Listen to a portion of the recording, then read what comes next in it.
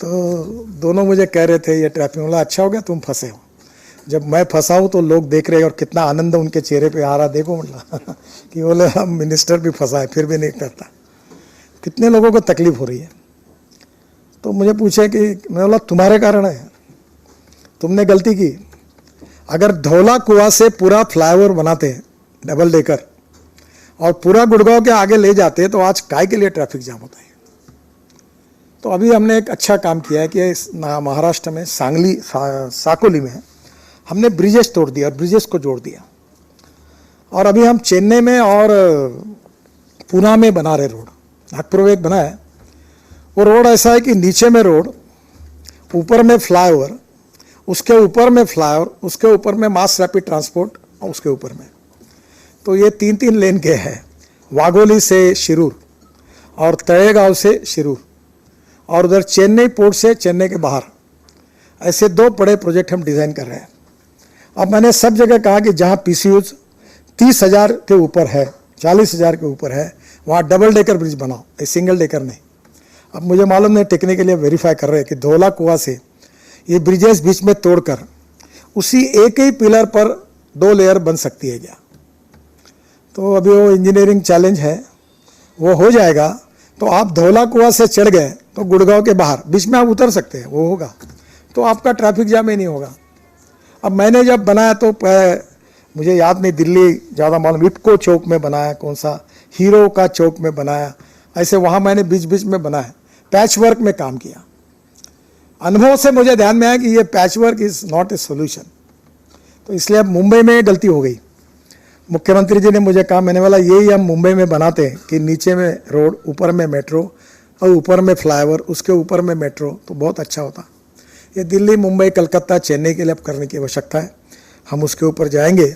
दिल्ली के ये पूरे रोड की संख्या, ये कॉस्ट 53,000 करोड़ है, पर ये 60,000 करोड़ के ऊपर गया है। इसमें बाद में भी और प्रोजेक्ट ऐड किए हैं जिससे दिल्ली का पोल्यूशन कम होगा। एक जो इम्पोर्टेंट चीज़ है जो इन्वेस्टमेंट की है, तो अब मेरी बात को गलत मत लो, मुझे कोई इन्वेस्टर के पीछे घूमने की ज़रूरत नहीं है। मैं नम्रतापूर्वक कह रहा हूँ, इन्वेस्टर मेरे पास आते तो मैं उनका स्वागत है, पर अब मेरे दिमाग में आया कि अब मैं गरीब लोगों के पैसे से रोड बनाऊंगा, और इसलिए हमारे पास 5-4 मॉडल हैं।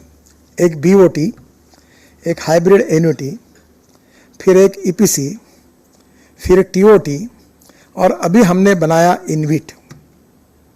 अब हम जल्दी अगले महीने में कैपिटल मार्केट जा रहे हैं प्रोजेक्ट को लेकर, और वो CB के काफ़ी रिस्ट्रिक्शंस हैं, तो मैं 4 प्रोजेक्ट को लेके जा रहा हूँ। तो मैंने ये तय किया है, मैंने सुझाव दिया, SEBI के अप्रूवल की है बात, कि कोई 10 लाख के ऊपर इन्वेस्टमेंट नहीं करेगा, और we will assure him return 7 to 8% monthly.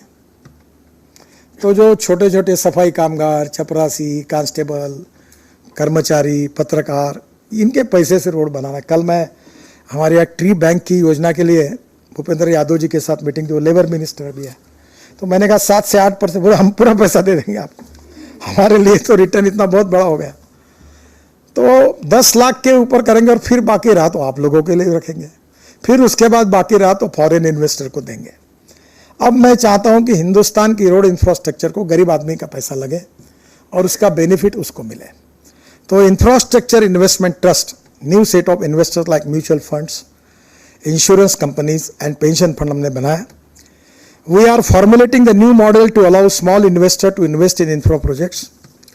We will soon list InvIT on stock market so that retail investors can trade units of InvIT, offering an opportunity to the common citizen, poor people with low and middle income to invest in the infrastructure project through InvIT, assuring 7 to 8% monthly return. This is very important, क्योंकि bank के deposit पर ब्याज कम होते जा रहा है, जो retired लोग हुए उनके सामने समस्या है। Going for capital market and try करेंगे, ये ट्राई एंड एरर मेथड है, तो 10 लाख का शेयर पर पर्सन कोशिश कर रहे हैं। In the near future NHAI shall be monetizing various road asset through a mix of InvIT and toll operate transport TOT, which shall provide returns to both institutional and retail investors. अब BOT भी बढ़ाएंगे, BOT इसलिए नहीं बढ़ा है कि बीच में सब आईसीयू में थे वो बोले हम अब बीओटी कैसे भरेंगे।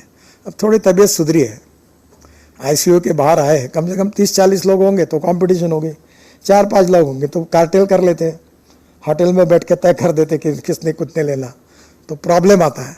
तो अभी एक 20-25 लोग अगर बीड करने वाले आएंगे तो हम निश्चित रूप से ये बीओटी भी प्रायोरिटी देंगे। एक अच्छी योजना हमने बनाई है और उसमें आप लोग भी सहयोग करिए। वैसे मैं रोड वाला नहीं हूँ, मैं एग्रीकल्चर वाला हूँ, एग्रीकल्चर में ही मैं काम करता हूँ, एग्रीकल्चर ही मेरी पैशन है, गाँवों में ही काम करता हूँ। तो मेरा एक एनजीओ है, मैं 13 साल से काम करूँ, उसको भी वर्ल्ड अवार्ड भी मिला है। तो हमारी थीम है दौड़ने वाले पानी को चलने के लिए लगाओ, चलने वाले पानी को रुकने के लिए लगाओ और रुके हुए पानी को ज़मीन को पीने के लिए लगाओ। गांव का पानी गांव में, खेत का पानी खेत में, घर का पानी घर में। और इसमें हमने बहुत काम किए। थोड़ा सा मैं जियोलॉजी जानता हूँ, कुछ रॉक ऐसे होते हैं जो पानी नहीं पीते। जियोलॉजी में जियोलॉजी, जियोफार्मोलॉजी, मिनरोलॉजी, क्रिस्टोग्राफी बहुत सी है, थोड़ा बहुत मुझे भी मौका मिला। तो वो रॉक्स के फॉर्मेशन पर एक मोहा स्केल ऑफ हार्डनेस है, talc, gypsum, calcite, apatite, orthoclase, quartz, corundum, diamond. The diamond is suppose to be the hardest material. तो हम लोग क्या करते हैं, खुदाई करते हैं नदी नालों की, और जब तक पानी पीने वाला स्टार्टा नहीं लगता, रॉक नहीं लगता, तब तक नीचे जाते हैं। अब ये प्रॉब्लम आप लोग नहीं समझोगे, ये हम अनुभव कर रहे हैं। मेरे यहाँ विदर्भ में, महाराष्ट्र में 10,000 किसानों ने आत्महत्या की। मेरे खेती में आंध्र, तेलंगाना, कर्नाटक, तमिलनाडु, महाराष्ट्र, उड़ीसा, छत्तीसगढ़, राजस्थान, गुजरात पानी का प्रॉब्लम है। मैं 48 रिवर कनेक्टिविटी प्रोजेक्ट मैंने बनाए थे, 19 डीपीआर तैयार किए थे। और रिवर कनेक्टिविटी योजना को मैंने कहा ये इन्वायरमेंट वाले बहुत तकलीफ देंगे, इसको रिवर कनेक्टिविटी मत बोलना, इसको बाढ़ प्रोटेक्शन योजना बोलना। हम लोग 20,000 करोड़ साल के मेंटेनेंस के लिए खर्चा कर रहे हैं। और मेंटेनेंस एक ऐसा विषय रहता है जिसमें नेता भी खुश होते हैं, अधिकारी भी खुश होते हैं, और बार बार मेंटेन करने में बड़ा आनंद आता है। नुकसान जनता का होता है। तो अभी ये परमानेंट रोड बनाना चाहिए, उससे कुछ लोग नाराज होते, ठेकेदार नाराज होते, बोलते हमारा धंधा खत्म कर रही है। पर ये बनाया तो 25 साल, मैंने नागपुर में पूरे कंक्रीट रोड बनाया, 25 साल कोई गड्ढा नहीं। मुंबई पुणे हाईवे बनाया एक्सप्रेस, ये अब यहाँ कोई गड्ढा नहीं है, 25 साल हुए। तो मुझे लगता है कि ये टेक्नोलॉजी का हम उपयोग कर रहे हैं। बाद में बहुत से वर्ल्ड रिकॉर्ड हुए, उसकी बात तो मैं कुछ कहूँगा नहीं। एक और इम्पॉर्टेंट चीज़ जो है, हम लोग जो टनल कर रहे हैं वो टनलें केवल हम 2 लाख करोड़ की टनल कर रहे हैं। तो मुझे लगता है कि इसके ऊपर आप अलग से एक बार करो। मैं चाहता हूँ इंडियन कॉन्ट्रैक्टर, इंडियन मशीनरी आगे आए, और इसमें हमने जो टनल बना रहे हैं उसमें जोजिला टनल में 5,000 करोड़ हमने बचाए। वो एसोसिएम जो है वो आपकी पैरेलल दूसरी कोई ऑर्गेनाइजेशन है, वो आप में भी मुझे मालूम नहीं रिलेशनशिप कितनी अच्छी रहती है, कंपटीशन होती है। उन्होंने बहुत काम किया, मदद की। अब Zoji La, झेड़मोर, सिकियारा, twin tunnel with Kunik, नालान, केवल 60,000 करोड़ की टनल तो कश्मीर में बना रहे हैं। और आने वाले समय में ये जो 34 टनल्स है, 93 किलोमीटर की, वो अंडर कंस्ट्रक्शन है। 15 टनल 40 किलोमीटर की ऑपरेशनल है, और टोटल 282 किलोमीटर 2.5 लाख करोड़ की हम टनल बना रहे हैं, और 2024 तक के काम शुरू करेंगे। और 24 टनल जो है 149 किलोमीटर की, उसके डीपीआर बन रहे हैं। मल्टी मॉडल लॉजिस्टिक पार्क बना रहे हैं 2 लाख करोड़ के, वो काफ़ी जगह हमारे पास है, 30-40 जगह हमने काम शुरू किया है। जालना और वर्धा में, वहाँ हम लोग ड्राई पोर्ट थे, सैटेलाइट पोर्ट, वो भी एक्वायर कर रहे हैं। तो मेरा आपको यही सुझाव है कि हमने काफ़ी cold storage, pre cooling plant, warehouses, bus port, logistic park, उसके बाद पार्किंग प्लाजाज और रोड साइड एमिनिटीज 650 बना रहे हैं। 70 का काम चालू हो गया है। उसमें हेलीपोर्ट है, ड्रोन पोर्ट है, और इसमें काफ़ी बड़े इन्वेस्टमेंट है। जैसे मैंने कहा कि ये इन्फोर्समेंट कंक्रीट की जो डिस्टेंस बिटवीन 2 पियर का डिस्टेंस 30 मीटर था, वो 120 मीटर तक जा सकता है। जो बीम है वो स्टील फाइबर में कास्ट करना, उसको हमने भी मैंडेटरी किया है। सॉइल स्टेबलाइजेशन पर हम काफ़ी बड़े प्रमाण पर प्रोत्साहित कर रहे हैं कि एग्रीगेट लेने की ज़रूरत ना पड़े।